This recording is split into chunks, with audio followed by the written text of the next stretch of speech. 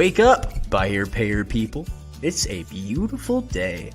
Go grab yourself another cup of joe and say hello to Jim and Michelle Rhoads on the Buy Here Pay Here Morning Show. Take it away, you two.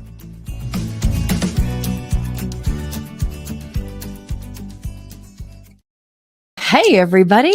Good morning. Good Monday from Happy snowy Monday. Utah. Yeah, it's like amazing. It's already Monday again. Yeah, how'd that happen? Yeah. I don't know. I'm back. Weren't we supposed to have 2 days over the weekend?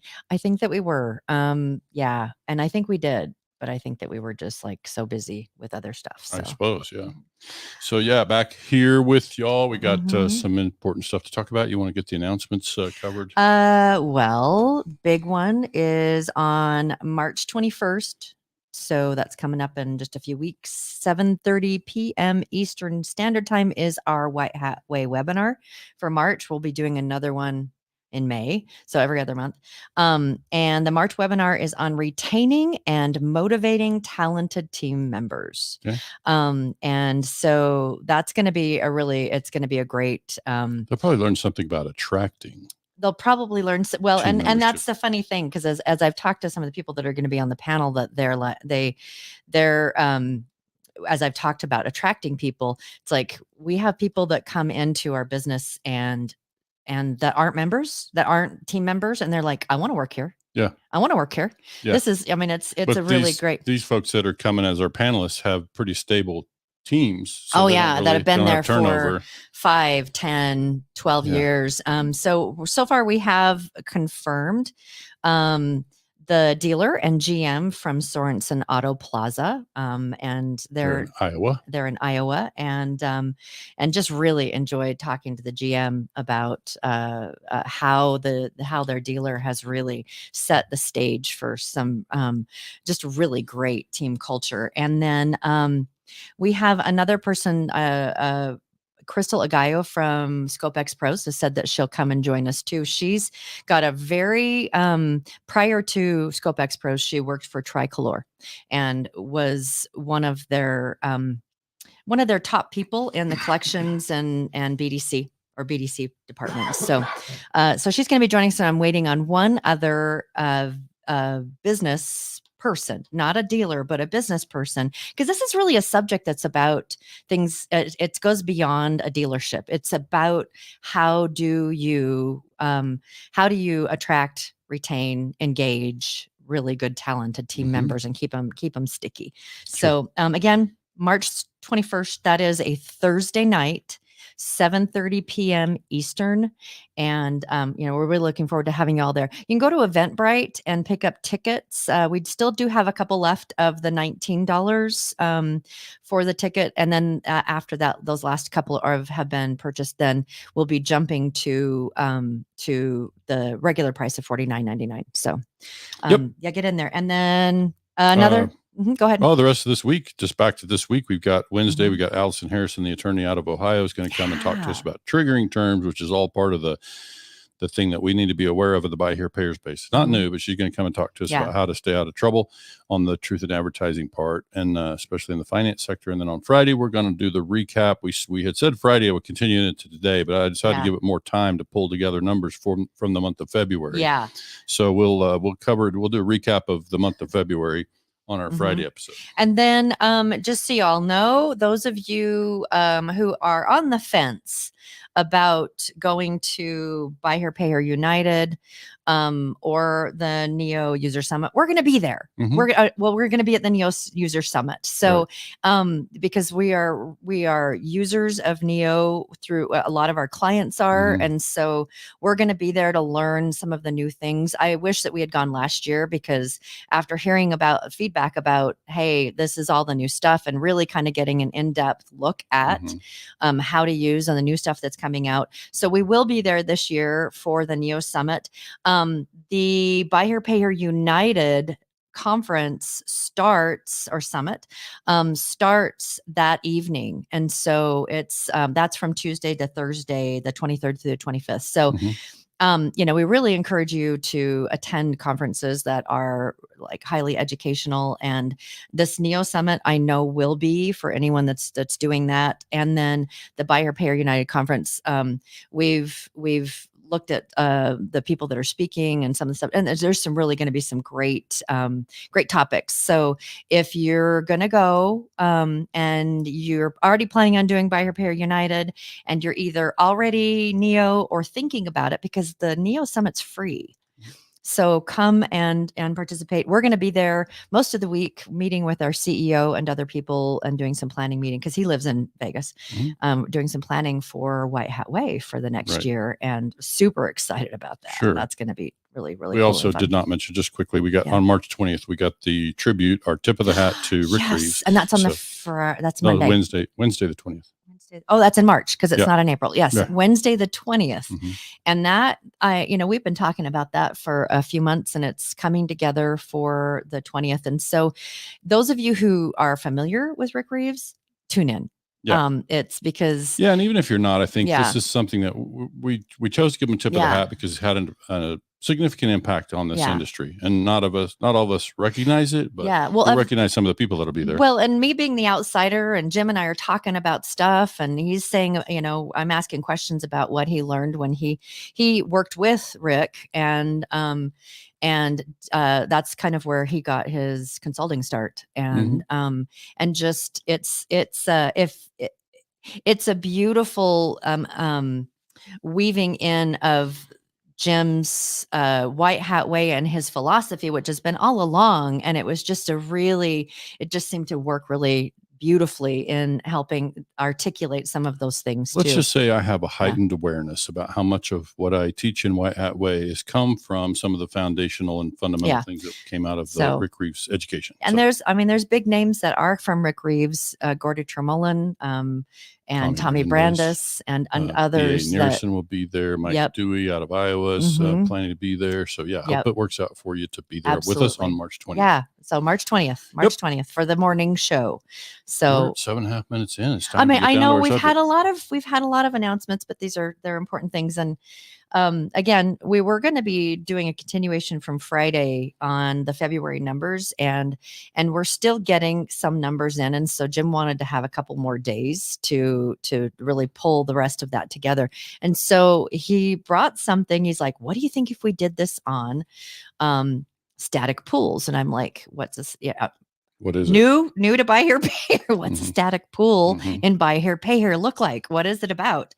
And so he's been working on those, and so we've got some really great visuals too. So those of you who are listening on any of the syndicated podcast stations, please, if you want to look at the visuals, go to YouTube, to our YouTube station. So should we? Let's jump in. All right. Do you want me to bring this not up? yet. Let's explain to our listeners kind of what a static pool is. So static pool is something I've heard about since I got in the industry. I think when you think about a static pool study, there's all kinds of things you could study. It's really only limited on the data points that you have available. The primary reason to study static pools in our industry is to go back and look at loss rates. Okay. And it's when you say a static pool, generally what you're referring to is a pool of contracts that have made it to maturity. So that entire pool is now fully completed. So it's gonna either get charged off, it's paid off, and so now you can go back and examine that, and you can slice and dice that again any which way you want. Most people are just looking at by year. You could look, if you had a management change, you might want to say, what does our static pool look like from before the here, year before, after here, and the year after? Yeah. It's just one of the challenges with static pools is that it's a little like I shared to Michelle, the same way it was explained to me way back at the beginning. It's like getting your report card. And by the time you get the report card, it's like, if the grade's not good, it's too late. You're already in trouble with mom, right? So true. So it's like you've already.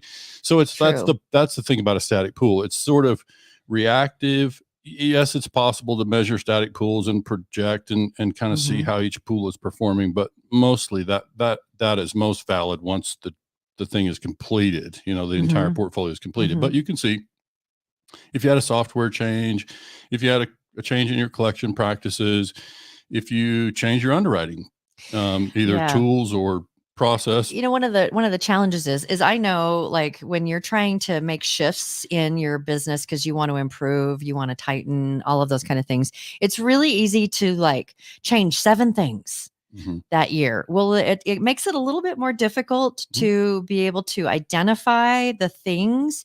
And so you also, when you go static pool, it's like, what are the things that changed that year? And it's going to be, these are all of the things without really being able to have a super, super clear idea, unless you take the tortoise approach, which is something that Jim and I do. It's like, so give something a year, see how it changes, add something new. That is a real tortoise approach, but it's it would help you to be able to very much more easily identify what the change, why. And I will preface, we brought actual data from a dealer, and it's one of our clients that we're going to do a study on anyway, and so just let them, let you see the numbers without knowing who the client is, then we can share kind of what this is. You can go ahead and show that first screen there.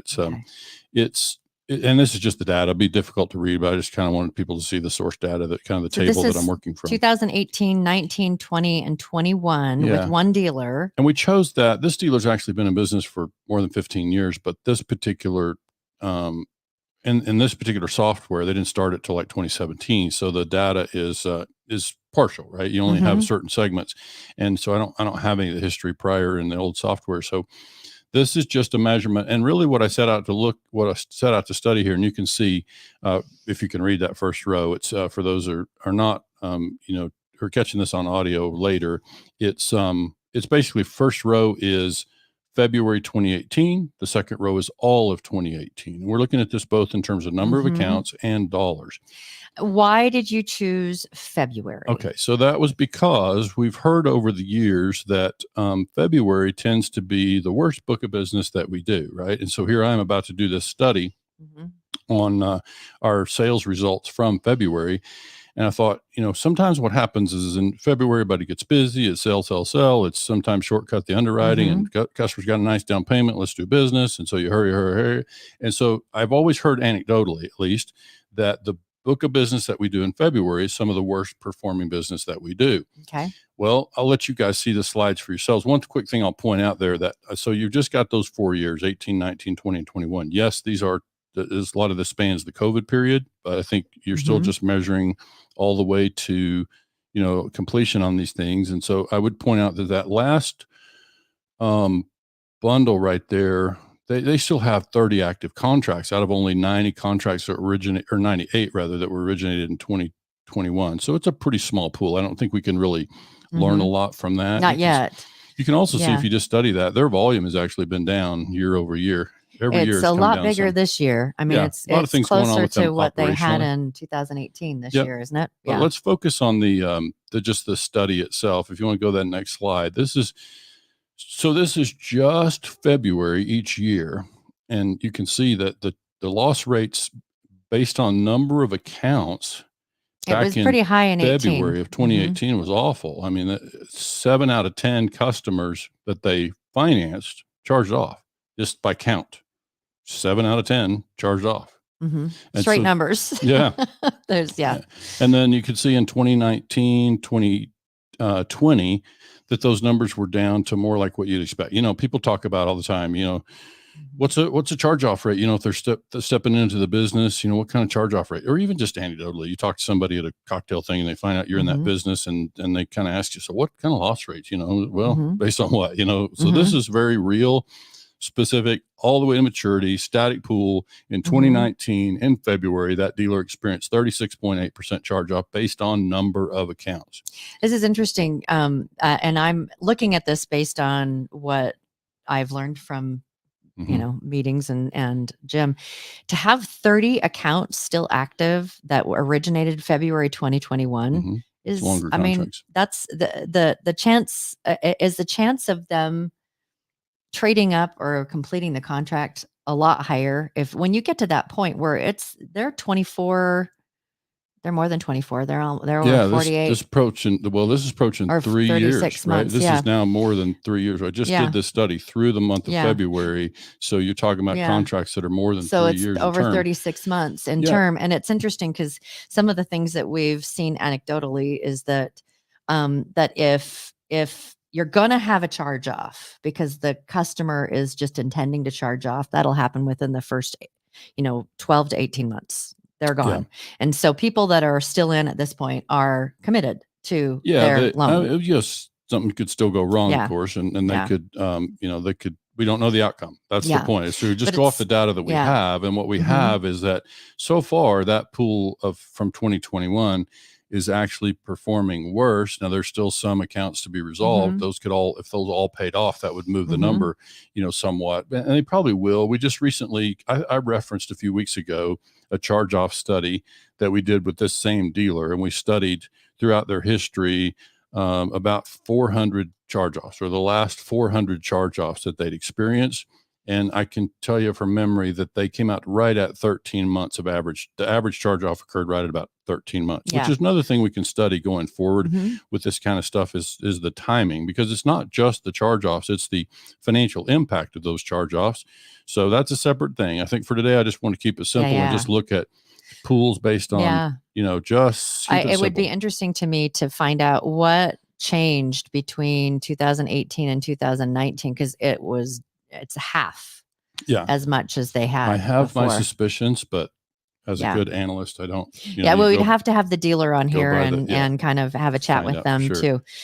So next one is charge off by dollars. So again, 2019 is dramatically different than the rest, but this is, this is interesting to me, because even though it's up this year so far, the amount in 2021 is much lower. Well, it's again because you only have 30 active accounts, but most of those others have paid down, right? There were 98 sales in 2021. So these 30 that are still active, you got 68 that have already resolved, which means they've mostly paid across 3 years. So based on dollars, if they did charge off every one of those 30 accounts that are remaining, those balances are going to be low. So that number probably is better in 2021. So obviously, if I'm the dealer looking at this, you can see the charge-off rate is definitely improving, at least based on dollars. They would call this, based on dollars, I think is called severity. So it's severity of the charge-offs. So I have a question for you though, because I'm looking at the slide before. It was 36 down to 31, which is, it's about a 5% difference. And this is actually about a 5% difference too, the amount charged off. So a lot of stuff, but see, those numbers don't have to necessarily correlate, because it could be timing of charge-off. Because keep in mind, when you're looking at dollars, you could have the same number of charge-offs happen, but if they happened earlier in the loans, then the dollars would be higher. But what I'm saying is that it's about the same spread. So you'd think what I would assume from that is that the charge-off happened about the same amount of time. About the same, that assumes too, though, that the contract length was similar, That's that true. they didn't change their model in terms of the term of the loan. So we just got to let the numbers tell us what they tell us and not try to speculate and extrapolate. So again, these are all the way to maturity. So, all those bars, the 3 bars that you see on the left, all of those accounts are fully matured. Those are real numbers. And so this is based on gross charge-off, by the way. I didn't say that, but this is based on the gross charge-off principal that occurred, which is really what we want to look at. You could come back in and look at net, look at recoveries. But I think really when you're looking at static pool, you're really just trying to figure out how much of the money did we put in the bank, right? It's really what a static pool is over time. But again, back to the report card analogy, you can see that by the time the dealer sees this bar graph for 2018, is like that book of business is done. There's nothing we can do to fix that. So it's probably better. This is why you hear me talk more about conversion rates. Part of that's because we work with a lot of dealers who are newer in the business. So we're looking at their numbers earlier, projecting their current travel rate. What I mean by travel rate is it's the rate that they're projected to achieve. So that we do that in sales, we do that in portfolio projections.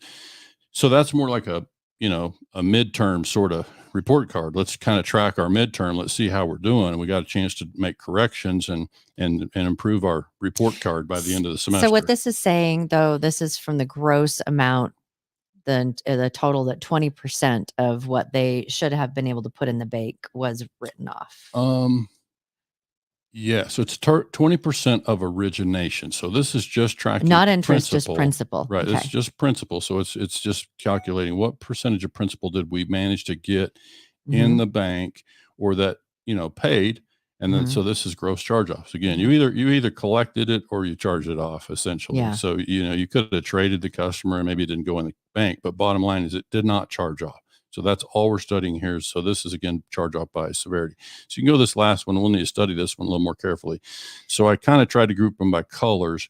So you can see over there in 2018, those two blue bars are both 2018. So the dark blue, solid blue is February.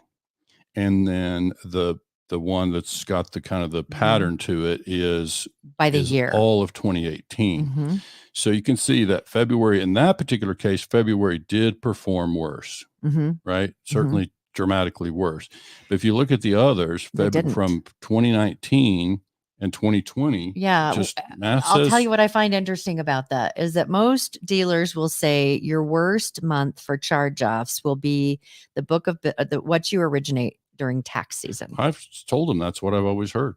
Yeah. And so what this kind of shows is, like, at least with this dealer, that's not been the case. Right. That they've done pretty darn well during tax season with how strong, how sticky their contracts are. And I can tell you that their charge-off study that we did of those last 400 charge-offs showed that those accounts with more down payment did perform better. Interesting. Which is generally what we hear about tax refund season. We know tax refund customers got a bigger down payment. Okay. And so this dealer too, when we've suggested the idea that down payment does not necessarily mean that's success what industry of the experts loan. are telling us, right? That's what industry experts are telling us. Industry experts are telling us that, and what we're and we're not saying to throw that completely out, but this dealer is showing that wasn't true. And I'm just saying, when you've heard me say, when we talk numbers, let's don't guess. Let's don't talk anecdotally. Let's go to the numbers. And that's why I want folks to see these are real numbers from a real dealer. And in this particular dealer's case, at least, since 2019, and we will obviously build on this as the dealer, matures these other portfolios.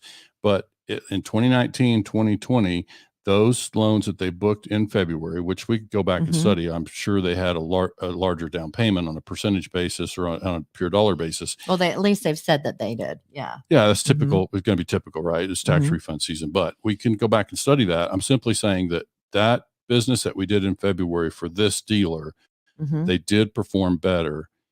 In the February deals did perform better. So that's just, it's just math. And so I think this is where we have to, and this is where I've been challenging our entire industry. And I'm going to go first. I'm just going to say, look, I'm going to try to quit talking about numbers in a speculative or conversational way. I'm just challenging everybody. When we talk numbers, let's put the real numbers out there, and let's not just talk about what could work, what should work, what my buddy, used to do.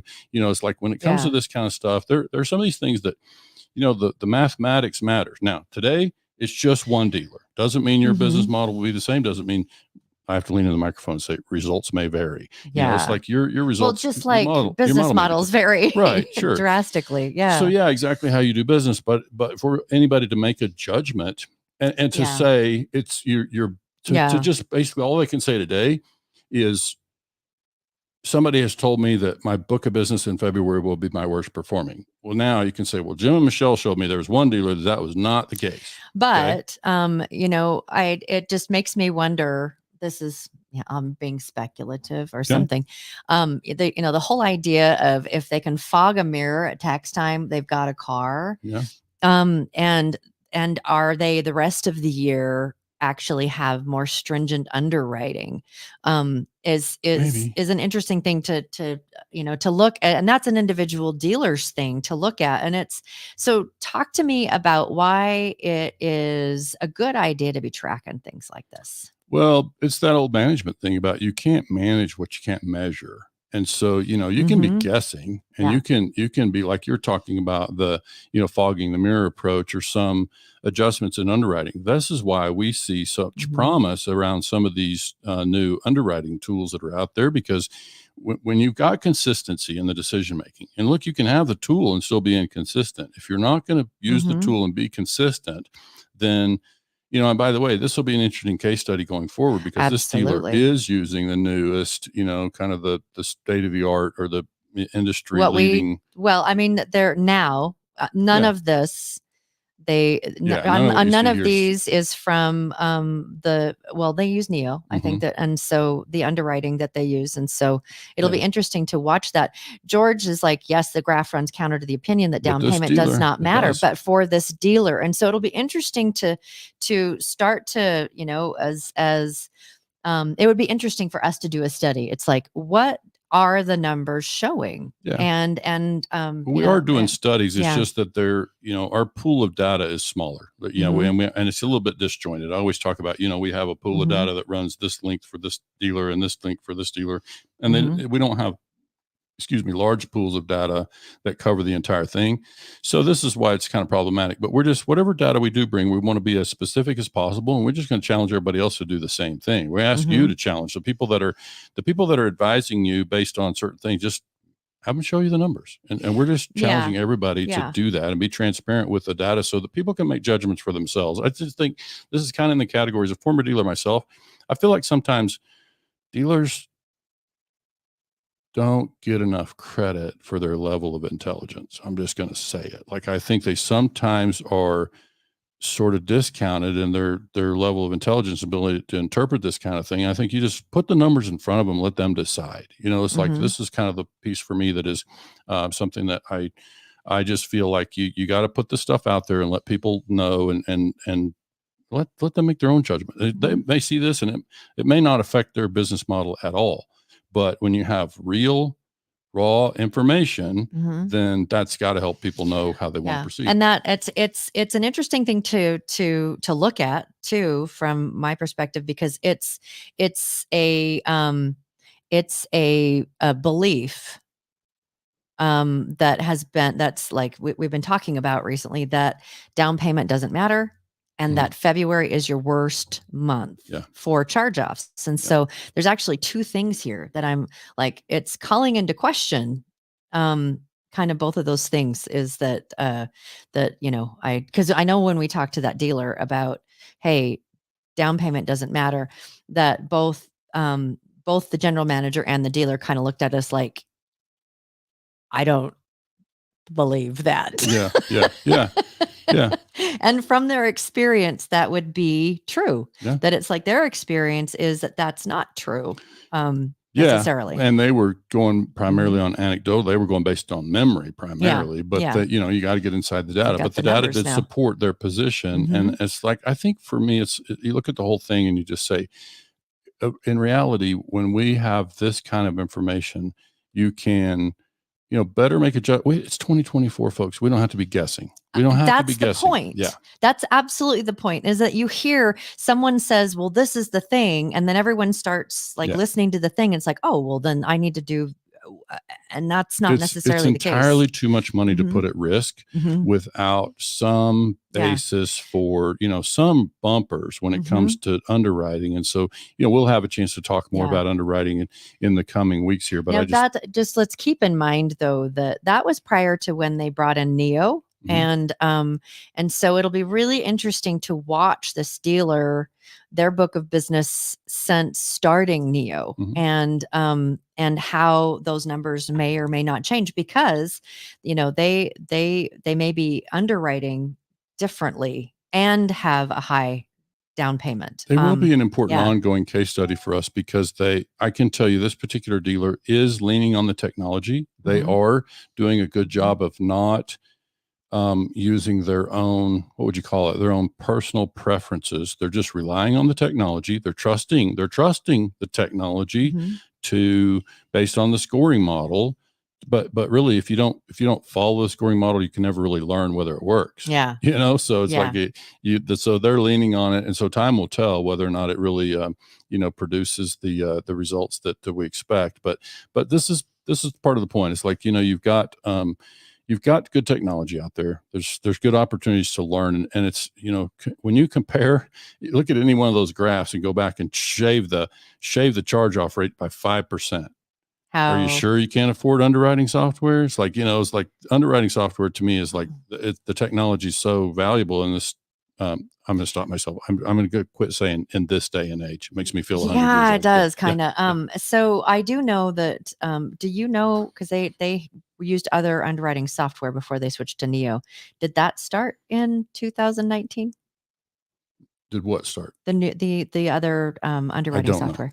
Okay, that would be an interesting thing to find out whether or not that was no underwriting software, Right. Exactly. And underwriting software, because that that could make a big Underwriting difference. So software we'll see if 2.0. we can get more information for y'all that we could release and give you a little bit. But even if you knew that, defined, you'd have to know look how at they it. were applying it. You don't know what true. underwriting bumpers they set inside that system. But you know, if they didn't have any at all prior to that and have something to go on, that's one thing. But anyway, I think we could wrap up there.